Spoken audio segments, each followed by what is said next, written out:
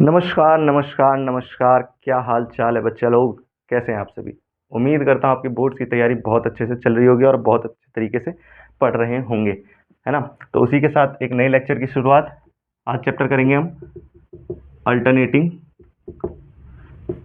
Current, है ना। अकेला चैप्टर नहीं होगा ये, इसके साथ हम चैप्टर नंबर 14 सेमीकंडक्टर, जो आपके बुक का लास्ट चैप्टर है, उसको भी करेंगे इसी चैप्टर में। तो अल्टरनेटिंग करंट में सबसे इंपॉर्टेंट जो होता है वो ट्रांसफार्मर होता है, ठीक है। 5 नंबर में यही सवाल आएगा जो कि 100% श्योर है। इसमें आपसे कुछ 1-2 नंबर के क्वेश्चन, ये जो मेजरली 5 to 7 मार्क्स का चैप्टर है, इतनी वेटेज रखता है चैप्टर, है ना। ट्रांसफार्मर ये 5 नंबर का फिक्स है, इसका आना तय है, ठीक है। फिर उसके बाद आपसे आयरन लॉस के बारे में पूछ लिया जाएगा, ठीक है, या फिर एडी करंट लॉस के बारे में पूछ लिया जाएगा। ये दोनों टर्म एक ही हैं, ठीक है। एंड तक ये पूरा बता देंगे और यहाँ से एक न्यूमेरिकल आ सकता है। यानी 5 नंबर में तो आपका ट्रांसफार्मर फिक्स है, 1 नंबर में ये आ सकता है या 2 नंबर में एक न्यूमेरिकल आ सकता है। न्यूमेरिकल जो आपकी सीरीज चलेगी क्वेश्चन वाली, उसमें करेंगे। बाकी ट्रांसफार्मर के बारे में पूरा इस चैप्टर में करेंगे। ऐसी सेमीकंडक्टर में पीएन जंक्शन, इसके बारे में आपको पता होना चाहिए, ठीक है। डायोड के बारे में पता होना चाहिए। उसके बाद ये फॉरवर्ड है या रिवर्स बाइस्ड है, ये पता होना चाहिए। और सबसे इंपॉर्टेंट रेक्टिफायर, रेक्टिफायर के बारे में पता होना चाहिए। रेक्टिफायर क्या है? एक डिवाइस है जो कि अल्टरनेटिंग करंट को डायरेक्ट करंट में स्विच करता है, ठीक है। तो चैप्टर नंबर 14 में बस इतना था और चैप्टर नंबर 7 इतना था, ठीक है। तो चलिए स्टार्ट करते हैं बिना किसी देरी के।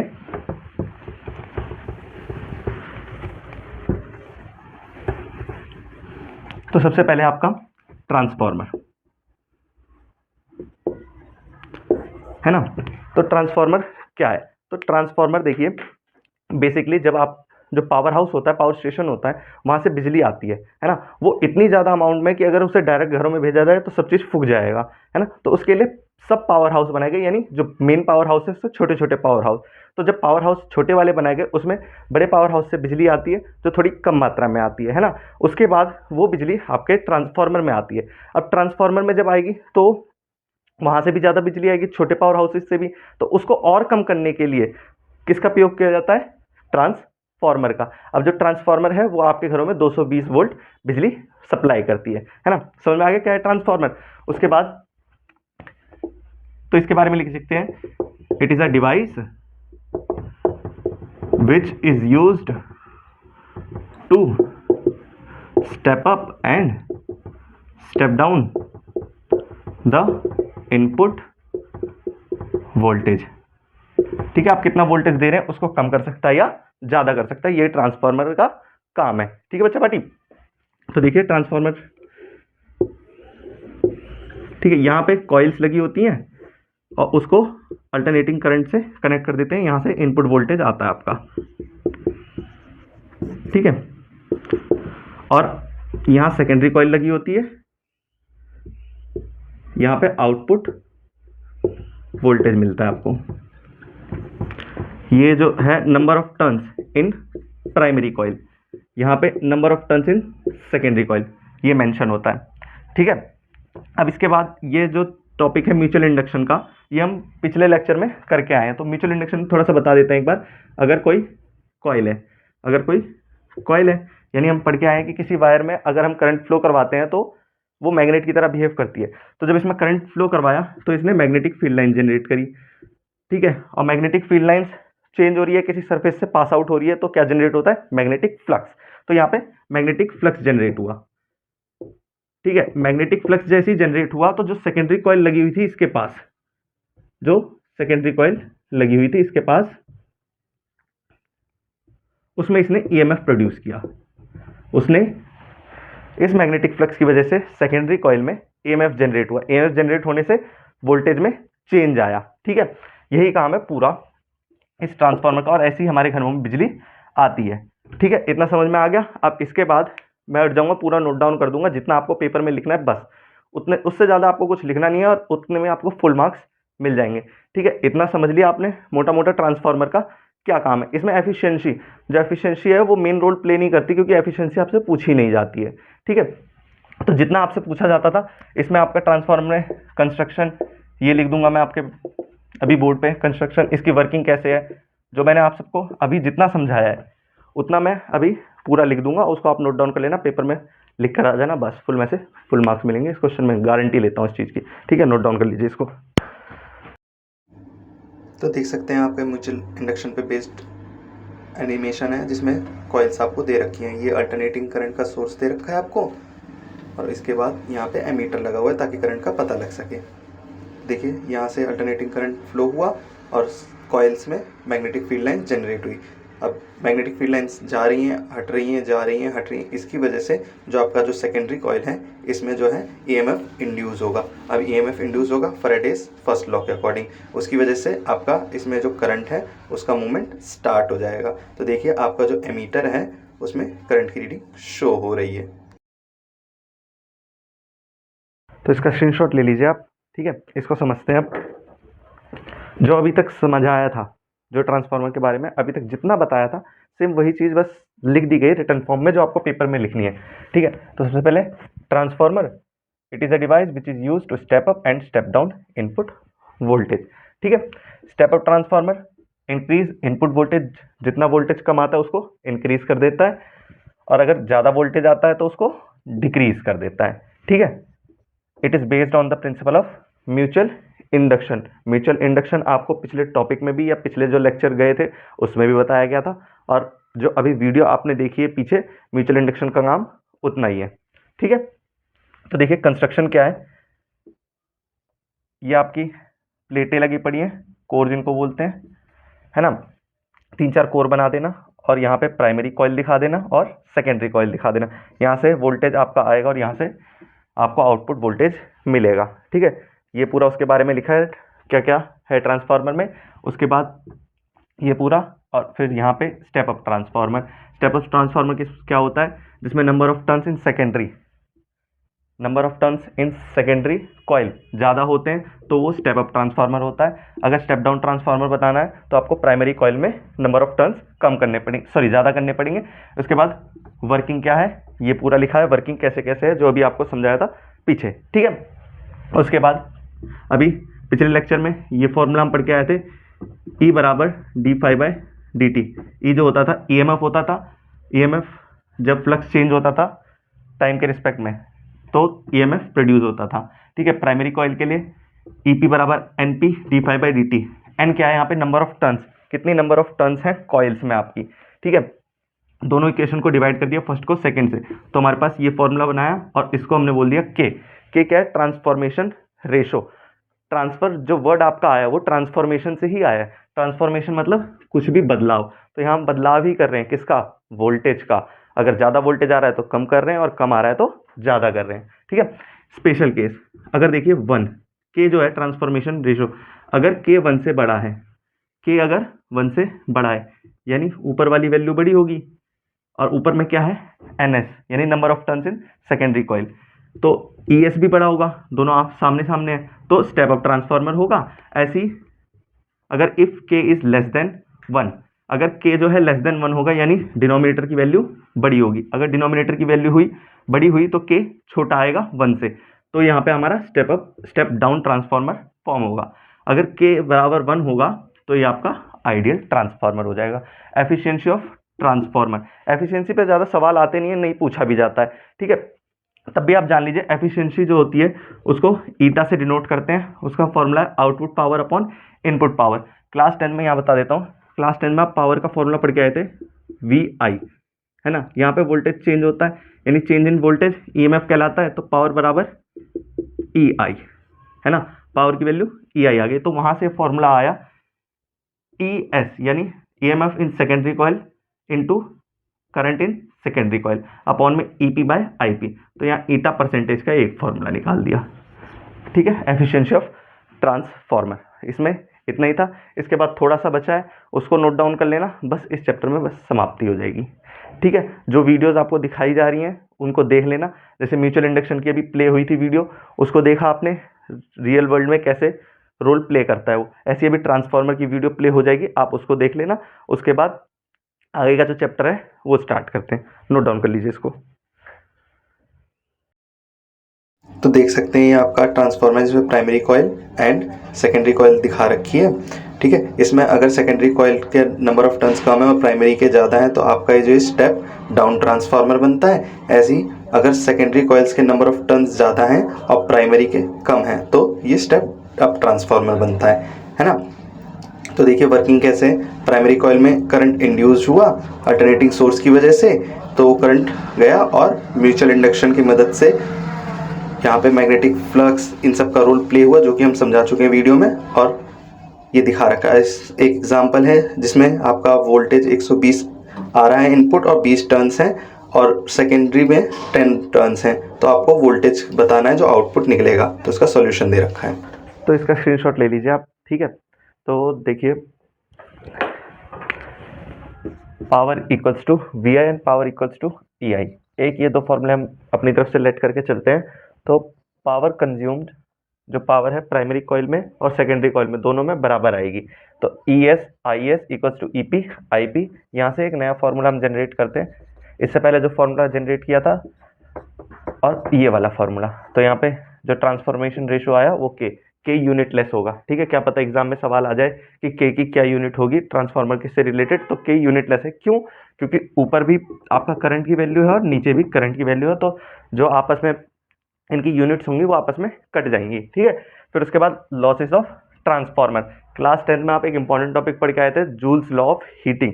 वही है यहाँ पर, it is the loss which is produced due to heating effect of electric current. ठीक है, हीट क्यों होता है? मान लीजिए कोई भी एक कंडक्टर है जिसमें आप इलेक्ट्रॉन्स की मूवमेंट करा रहे हैं, वो आपस में टकराएंगे, टकराने से उनमें हीट जनरेट होगा ड्यू टू फ्रिक्शन। ठीक है, तो formula heat law of Joule's law of heating का क्या है? H equal to I square R T. ऐसी एडी करंट या आयरन लॉस, ये एक या दो नंबर में डायरेक्ट डेफिनेशन पूछ ली जाएगी। The loss which are produced due to eddy current are called eddy current और आयरन लॉस। यहाँ पे आयरन लॉस आएगा, आयरन यहाँ पे, लॉस यहाँ पे, और एडी करंट ऊपर लॉस। ठीक है, hysteresis loss, the loss which are produced due to repeated magnetization and demagnetization of coil. ये इतना इंपॉर्टेंट तो नहीं है, बट इसको थोड़ा सा समझ लेते हैं कि जब कोई भी कॉइल होती है उसके पास आप मैग्नेट लेकर आते हैं और दूर ले जाते हैं, तो जो मैग्नेट के छोटे छोटे पार्टिकल्स या कण जिनको बोलते हैं, उनकी वजह से ये हिस्टैरिसीस लॉस का कॉन्सेप्ट आता है। उसके बाद यूसेज ऑफ ट्रांसफार्मर। ठीक है, मेनली इतना था इस चैप्टर में। और जो नेक्स्ट चैप्टर अब स्टार्ट करने जा रहे हैं वो है सेमीकंडक्टर। इसको नोट डाउन कर लीजिएगा। ठीक है, एग्जाम में इस चैप्टर से इतना ही पूछा जाएगा, इससे फालतू कुछ नहीं जाएगा। ठीक है, सेमीकंडक्टर में भी बता दिया है, रिवर्स बायस्ड, फॉरवर्ड बायस्ड। ठीक है, और रेक्टिफायर, इन्हीं कॉन्सेप्ट से सवाल आएगा और कहीं से देखने को नहीं मिलेगा। पीएन जंक्शन वगैरह जो है थोड़ा बहुत बात कर लेंगे इनके ऊपर, बट जो मेन है उस पर ज़्यादा फोकस करेंगे। नोट डाउन कर लीजिए इसको। ठीक है, एडी करंट लॉस, हाँ, या फिर आयरन लॉस। ठीक है, ये लॉसेस के बारे में बात कर रहे हैं ट्रांसफार्मर की। बाकी सारी चीज़ें पढ़ चुके हैं। ये दो इंपॉर्टेंट जो डेफिनेशन रह गई थी, तो it is the loss produced due to heating effect of current. ठीक है, क्लास 10th में जूल्स लॉ ऑफ हीटिंग पढ़ के आए थे, वही चीज़ है यहाँ पे। ठीक है, तो उसका जूल्स लॉ ऑफ हीटिंग का क्या फॉर्मूला पढ़ के आए थे? हीट बराबर आई स्क्वायर आर टी। ये जूल्स लॉ ऑफ हीटिंग पढ़ के आए थे। एडी करंट क्या है? It is the loss which is produced due to eddy current, और उसी को हम आयरन लॉस भी कहते हैं। ये लॉसेस ऑफ ट्रांसफार्मर हो गया। ये चैप्टर आपका खत्म होता है। अब नेक्स्ट चैप्टर आप सेमीकंडक्टर स्टार्ट करते हैं।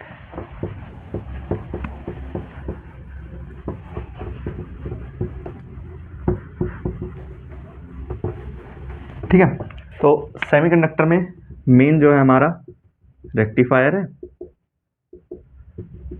और इसमें जो रेक्टिफायर में full wave rectifier and half wave rectifier. ठीक है, और आपका जो रिवर्स बायस्ड है एंड फॉरवर्ड बाइस्ड। बस यही इंपॉर्टेंट है इस चैप्टर में, जिस पे क्वेश्चन आता है। एक आध लॉजिक गेट पे सवाल देखने को मिल जाएगा जब क्वेश्चन सीरीज स्टार्ट करेंगे, तो उसमें बता देंगे लॉजिक गेट्स के बारे में, ठीक है। तो देखिए, इसको स्टार्ट करने से पहले सेमीकंडक्टर क्या होता है, ठीक है। ये एक मटेरियल है, the material whose conductivity lies between insulator and conductor, ठीक है। सेमीकंडक्टर एक ऐसा मटेरियल है जिसकी जो कंडक्टिविटी है, यानी इलेक्ट्रॉन्स को फ्लो करवाने की क्षमता, वो किसके किसके बीच में आती है, इंसुलेटर और कंडक्टर्स के बीच में, ठीक है। तो देखिए, सबसे पहले मैं आपको ज़्यादा लंबा नहीं खींचूंगा, ये डायोड का रिप्रेजेंटेशन होता है जो हम सेमीकंडक्टर में यूज़ करते हैं, वो है डायोड, ठीक है। ज़्यादा डीप में नहीं जाएंगे चैप्टर में। तो इस पे डायरेक्ट आ जाता है आपका सवाल कि ये फॉरवर्ड बाइस्ड है या फिर रिवर्स बाइस्ड है। सीधा सरल सा आंसर दूंगा, ठीक है। एक फॉर्मूला देता हूँ जो इसको सॉल्व करने के लिए बता देगा। तो PYQs में देखा जाए तो एक ये सवाल बनता था, यहाँ पे 10 वोल्ट लगा दिया और इसको यहाँ पे अर्थिंग कर दी। अर्थिंग जहाँ पे भी आपको क्वेश्चन में दिखे तो उसको 0 वोल्ट मान लेना, ठीक है। ये जो ट्राइंगल वाला सिंबल है इसको बोलते हैं P टाइप सेमीकंडक्टर, और जो ये डंडी है ये है N टाइप सेमीकंडक्टर, ठीक है। तो फॉर्मूला लगाना, वोल्टेज एट P, यानी P साइड में जो वोल्टेज दिया है माइनस वोल्टेज एट N, ये मेन फॉर्मूला है। इसको घोट के पी जाना, ठीक है। इसको हमेशा दिमाग में बैठाए रखना। अब देखिए 10 माइनस 0, 10 माइनस 0, अगर ये वैल्यू पॉजिटिव आती है, इन दोनों का सब्ट्रैक्शन अगर पॉजिटिव आता है तो आप ऑलवेज करके आओगे ये फॉरवर्ड बाइस्ड है, ठीक है। अगर Vp माइनस Vn नेगेटिव आता है तो ये रिवर्स बाइस्ड है, ठीक है। इसमें बस इतना था, इसी पे क्वेश्चन बनते हैं इस चैप्टर में। और अगला जो टॉपिक है वो है रेक्टिफायर, ठीक है।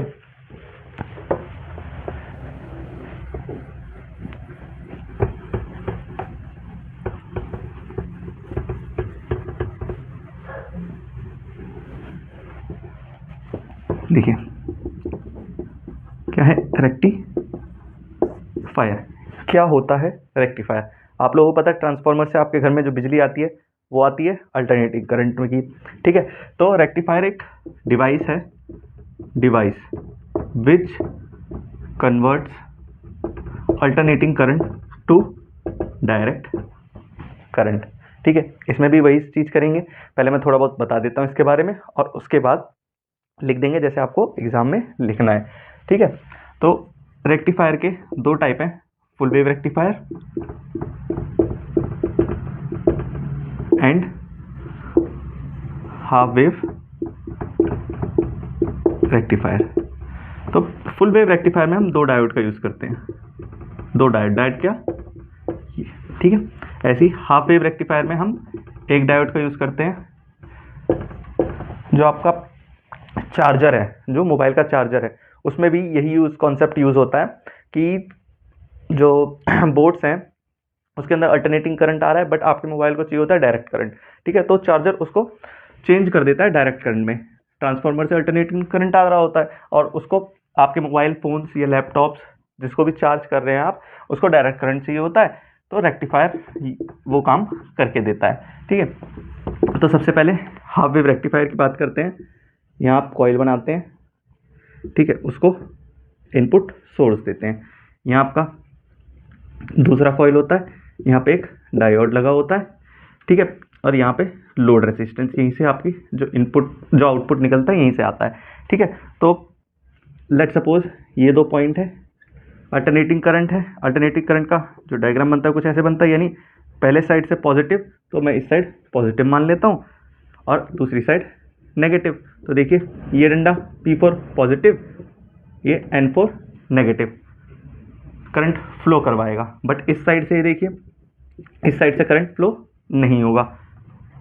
सेकेंड केस में जब फुल वेव रेक्टिफायर है तो यहाँ पे भी एक हम डायोड लगा देते हैं, ठीक है। बट वहाँ पे जो RL सर्किट जाता है, लोड रेजिस्टेंस जो जाता है RL, वो पैरेलली जाता है, ठीक है। ये कॉन्सेप्ट हो गया, समझ में आ गया क्या क्या है। अब इसके बारे में मैं लिख देता हूँ कैसे कैसे बोर्ड्स में आपको करना है, ठीक है। चलिए, तो देखिए, छोटा छोटा या मोटा मोटा हम बात कर चुके हैं, अब छोटे छोटे करने की बात है, ठीक है। ऊपर ऊपर का हम पढ़ चुके हैं इसके बारे में, हाफ वेव रेक्टिफायर और फुल वेव रेक्टिफायर। अब डिटेल में देखते हैं एक बार, ठीक है। तो रेक्टिफायर की पहले definition, a rectifier is an essential electronic component और circuit that converts alternating current to direct current, ठीक है। ये अल्टरनेटिंग करंट आ रहा है, रेक्टिफायर का यूज किया और डायरेक्ट करंट आपको मिल गया। Types of rectifier, half wave rectifier, full wave rectifier. Black board पे बस हाफ वेव ही आ रहा था तो हाफ वेव उतार दिया। देखिए, यहाँ पे इनपुट मिल रहा है आपको अल्टरनेट करंट का, ठीक है।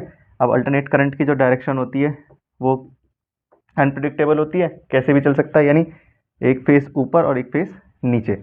और जो डायरेक्ट करंट होती है वो अनडायरेक्शनल होता है, ठीक है, जिसकी डायरेक्शन नहीं होती। तो देखिए, सबसे पहले मान लीजिए इतना फेस चला इसके थ्रू, तो यहाँ पे A side positive and B side negative. तो जो ये वाला टर्मिनल है पी डायोड का, और ये एन, पी यानी यहाँ होल्स की बात हो रही होती है, बट पी मीन्स यहाँ पॉजिटिव कर लीजिए और एन मतलब नेगेटिव कर लीजिए। तो पी साइड पॉजिटिव यानी ये करंट का फ्लो करवा देगा। ऐसे ही अब अगला एग्जांपल, अगर नेगेटिव साइड जाता है इस तरफ, तो अगर नेगेटिव साइड गया तो इस साइड पॉजिटिव साइड होना चाहिए, है ना। तो पी साइड में आप नेगेटिव साइड लगा रहे हो, पी साइड में आप नेगेटिव साइड लगा रहे हो, यानी ये करंट फ्लो नहीं करेगा, ठीक है। तो यहाँ पे देखिए, ये आपका AC जो करंट है आ रहा है, ठीक है, अल्टरनेटिंग करंट आ रहा है। बट अब इसका डायग्राम बनाना है हमको। तो देखिए, जब हम पॉजिटिव साइड लगा रहे हैं तो आपको करंट मिल रहा है, बट नेगेटिव साइड से करंट नहीं मिल रहा, यानी पॉजिटिव साइड से करंट मिल रहा है, नेगेटिव साइड नहीं मिल रहा, पॉजिटिव साइड मिल रहा है, नेगेटिव साइड नहीं मिल रहा। तो इनपुट वोल्टेज आपने ये दी, बट आपको आउटपुट वोल्टेज ये मिली, ठीक है। डायरेक्ट करंट अनडायरेक्शनल करंट होता है। अब देखिए, सेम फ्रीक्वेंसी कैसे है इसकी, यहाँ से लेके यहाँ तक 1 यूनिट हो गया, यानी 1 सेकेंड हो गया, और यहाँ से लेके यहाँ तक 1 सेकेंड हो गया। तो 1 सेकेंड में बात उतनी ही पड़ रही है दोनों केसेस में, इनपुट और आउटपुट में। तो इसलिए फ्रीक्वेंसी इसकी सेम है। तो हाफ वेव रेक्टिफायर के बारे में लिखा, half wave rectifier is an electronic device circuit that convert AC into DC, ठीक है। इसका स्क्रीनशॉट ले लीजिएगा। अब इसके बाद full wave rectifier note down करा देते हैं। तो देखिए, ये आपका फुल वेव रेक्टिफायर, ठीक है। सेम ऐसी इनपुट सोर्स, यहाँ पे बस डायोड हम 2 यूज़ करते हैं, ठीक है। हाफ वेव में 1 डायोड यूज़ होता है, फुल वेव में 2 डायोड। तो यहाँ से लेट सपोज पॉजिटिव साइड आया, तो पॉजिटिव साइड इस साइड और नेगेटिव साइड बी पे, पी के पास पॉजिटिव, ठीक है, तो पॉजिटिव ये करंट को फ्लो करा देगा। बट बी के पास यहाँ पे नेगेटिव है ना, तो नेगेटिव की साइड से करंट फ्लो नहीं होगा, यानी करंट जो यहाँ से फ्लो होके इस साइड निकल जाएगा। ऐसे ही अगर नेगेटिव साइड आता है, अगर नेगेटिव साइड, तो यहाँ पे नेगेटिव आया और बीच पे पॉजिटिव आया, तो करंट इस बार यहाँ से फ्लो ना होके इस साइड से फ्लो होके इधर साइड चला जाएगा। यानी हमें दोनों डायोड से करंट मिल रहा है, चाहे पॉजिटिव आउटपुट आया अल्टरनेट करंट का, चाहे नेगेटिव, ठीक है। उसके बाद इसका डायग्राम देखिए, 2 डायोड है, यानी 2 डायग्राम बने, और उनका जो आउटपुट आया, ये आउटपुट वोल्टेज ये पूरे पे आया, ठीक है। इसके बारे में फुल वेव रेक्टिफायर के बारे में ये लिखा हुआ, full wave rectifier is an electronic circuit that converts alternating current to direct current by allowing both the positive and negative, ठीक है, टर्मिनल्स जो भी हैं यहाँ पे। आई होप आपको ये चैप्टर भी पूरा समझ में आया होगा। तो इसी के साथ हमारे 2 चैप्टर खत्म हो चुके हैं, ठीक है, अल्टरनेटिंग करंट एंड सेमीकंडक्टर। अब बाकी के जो बचे हुए चैप्टर हैं उनकी भी रिकॉर्डेड फॉर्म में आपको वीडियोस मिल जाएंगी। आई होप पूरा आपको समझ में आ गया होगा, और जो आपको समझाया गया 3D या एनिमेशन की मदद से वो भी आपको समझ में आया होगा। तो इसी के साथ इस वीडियो को एंड करते हैं। वीडियो अच्छी लगी हो तो लाइक कर देना।